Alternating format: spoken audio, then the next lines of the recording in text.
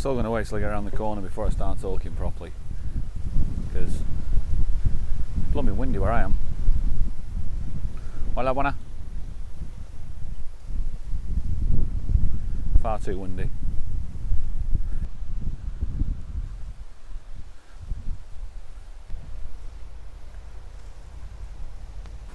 There was a film out years ago with Michael Douglas, and it was called Falling Down. Have you ever seen it? Have you guys seen Falling Down, guys and girls? It was a weird film at the time. It was the days when films were proper storytelling films, not straight into action, not straight into CGI, not straight into special effects. It was a proper build-up of a story. I think it was about a bloke who started off going to McDonald's, that was all. Went to McDonald's for a McDonald's breakfast, or one of these fast food chains in America, for the breakfast. And they turned him down. They said no, because breakfast was only on until 11, and it was like 5 past 11 or 10 past 11. So that was the start of his day. Spoiler alert, by the way, but the film is about 20 odd years old. The end of his day is where everything's gone so wrong all the way throughout his day that he ends up, I think, getting shot or committing suicide, getting shot by the FBI or committing suicide, because his day's gone that bad. And nothing really happened. He didn't really do anything wrong. It was just he was a victim of circumstance after circumstance that turned him from a bloke who was on his way to work for a breakfast into a man who was then going to get shot by the FBI. It's a great film. I mean, if you're just looking sometimes for something to watch and you're looking for an old film, go and have a look at that. My day felt like Michael Douglas's Falling Down this morning. It really did.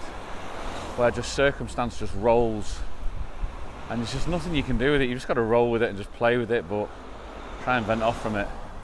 My circumstance started last night. And it started yesterday afternoon. I'll take it even further back than that. You know the car, right? The yellow Megane, 20 odd year old heap of junk that we put the dog in. It was due its insurance. And when you pay insurance, you pay the yearly insurance, but we weren't sure if its MOT is going to be due the following month. So I thought, well, I'm not paying insurance if it doesn't get to its MOT. So this car's been faultless for three years that we've had now. So we've put it in for took it to a mechanic and said, look, can you check to see if it goes through its MOT? So he's looked at it, said, look, it needs a couple of things on it, but I'll tell you what I'll do, I'll put it through an MOT, see what it fails on, take it from there. So that sounds alright. I'm going to put it through its MOT, it's only going to pass first time. It's like, what? Passed? Perfect. Paid the money. Oh, sorry, got billed. Not paid it yet. Took the car, took it home, over the moon, it's got another 12 months MOT, and he was just carrying on as normal. I went to work in it last night. Joe doesn't take that car to work. We do have two cars, we've got a decent car as well, but that's got no windows in, the hair and all that sort of stuff. You know what women like with the hairs. So I took it to work last night, no problem at all. Even saw Jo last night, Shelley, she's working. And she came by, said hi, and then she went home. She went home in our decent car that we've got. 1 AM comes, jump in the car, put the key in the ignition, nothing. Absolutely nothing, not a dicky bird. I'm in Los Cristianos, living up near the airport, and I'm like, we've tried to push it. I think it's an immobiliser issue, to be honest with you. I've still not got the car back yet, so I'll find out. But that moment that you turn the key at 1 o'clock in the morning and nothing happens, that's the moment I felt that I became a victim of circumstance, because there's nothing else I can do.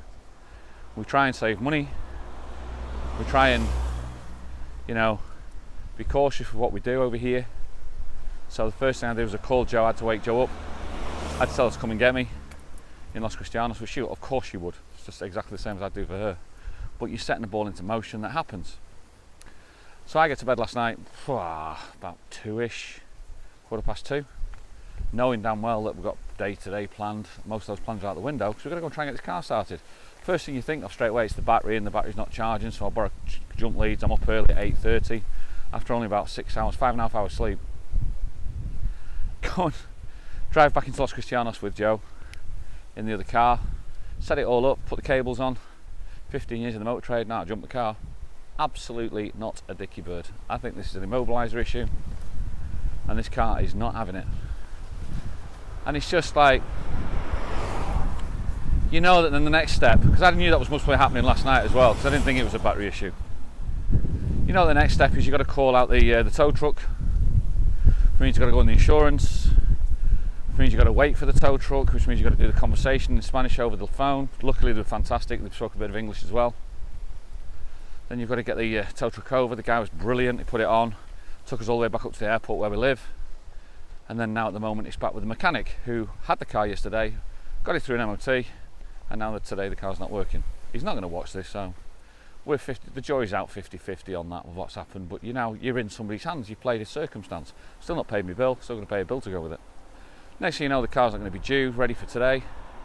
So now we're out without a car for tonight. I normally work at 8, Joe needs to be in town for 9:30, Joe's going to have to come in with us. Do you know what, you can see where this is going, can't you? You know what I mean? It is a victim, because of one action, you can actually see, it's like, like an American football player where they go, right, okay, we're going to do this, this, this, and you can see the plan of action. You can see how far down the field this is going to be, and at the end of the day, it's only going to cost money. And that's what I mean about a victim of circumstance, and that was the feeling that eventually I was like, what, you're not being played, but you're being rickrolled. Just rolling along with it. You can't do anything about it, you're just being rolled into it. And that was the most annoying thing of everything. And they put me in a right foul mood. But then the trouble for me is I roll everything else into it as well. And it's like, how many times has that happened through your life that you've done something, you've made a decision, yet you know down the line that might not be the right decision, but you've made it anyway.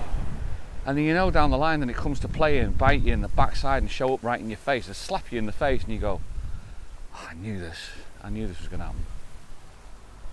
And I tried to explain to Jo, because she could see how physically annoyed I was, and I was really annoyed today.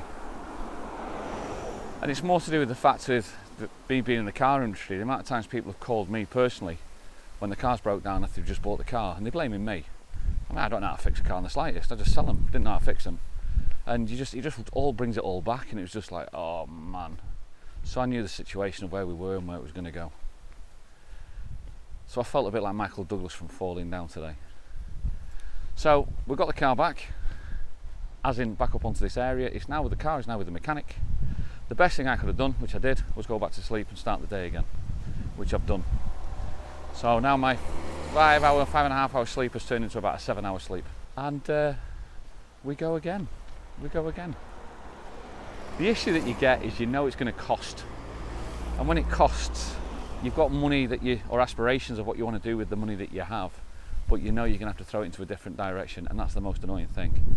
And the thing for me is the cost, or where I want to throw my money. I want to throw my money towards the family and towards the kids, and get the kids over towards a computer, because my computer's on its last legs. But you just know you can't, because you've now got to throw it towards some stupid piece of junk metal. But we need it, because without that, we both go to work, and we need to. You need that's part of the plan of getting you to work. So you've got to be done, But it's still a massive. I'm laughing because if I'm not, I'll be so annoyed with it. It's ridiculous. So, rant over.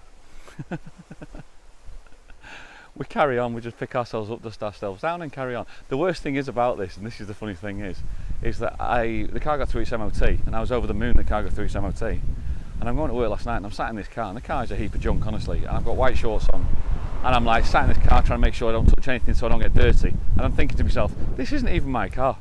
And the reason why I say that is because the other car that we have, I actually got help bought with the help from my father. That's my car. But you do the gallant thing, don't you? As a bloke, you do the gallant thing. You guys must know that. You just, well, Shelley, Joe can't ride that car. This car's got no windows. This car's minging. This car's filthy. Therefore, you take that car. And then you sat in this heap of junk that's not even yours. And then at 1 o'clock in the morning, when that car doesn't start, you go, this isn't even my bleeding car. You know what I mean? But it's your problem now. And you're going, and there's no way out of it. There's no way out of it. And then I spoke with Joe, and Joe's like, well, I'll do it. And it's like, no, you can't. You won't. It's not for you to do, It's, that's not the thing that men do. Is it gallantry? I don't know. It's just because we've been brought up right, you don't do that. Oops. Tourism's driving, causing crashes. But that was the scenario. That it couldn't be changed, couldn't be avoided. It was always going to happen. And that's the story of my car. The next one, it's going to be a great one because I'm meeting someone. I'm on my way to walk down now to meet someone. I think this guy's got a story and I think we'll enjoy it. See you on the next one.